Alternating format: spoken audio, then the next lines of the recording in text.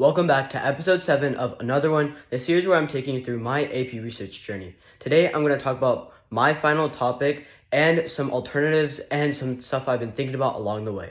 So if you guys have been following along, you know that I've been really interested in refugees, and that's what I finally decided to make my topic on.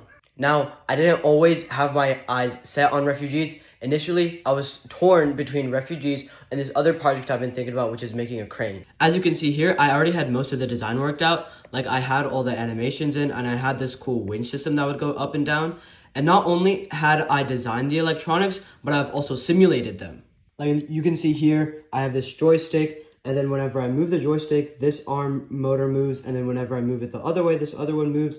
So I've been working on this project for a while, and this project was actually given to me by my engineering teacher, and I thought it was a really interesting project and a really complex project, so I wanted to make a research paper out of it, just because I was wondering what kind of research went into it and what studies there already were on it. But I decided to go against the crane because I went in through the pre-search, which I talked about last episode, and I was like, there's not enough stuff here. There's nothing, no research done on this, no way for me to expand on the current topics. And so I was just like, no, that's not it. And so I stuck with my gut and I went with research language development. Specifically, I'm trying to research how language development, specifically reading development, develops in native speakers, so kids who have lived in America for their entire lives, and refugee children, whether they're kindergarten through 8th grade. How do they develop their reading, and how does their reading skills develop over the course of the school year? Now, to give a little bit of background on why I'm so interested in this topic, I've been a tutor for refugees for the past 2 years, and I've been working as a tutor at this tutoring center for the past year.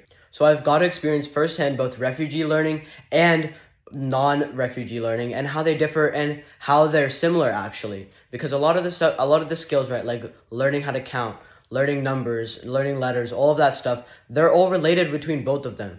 So I've been wondering, how similar are they exactly? And so that's what I want to try to figure out with my research topic and my research process, try to analyze and compare the two groups and compare their similarities and differences and how they learn and all of that awesome stuff. So I'm finally excited to get that weight off my chest, have a topic that I'm set on, and I'm going to carry out through the rest of the year. And I hope you've enjoyed following my journey so far, and I'm excited to catch you in another one.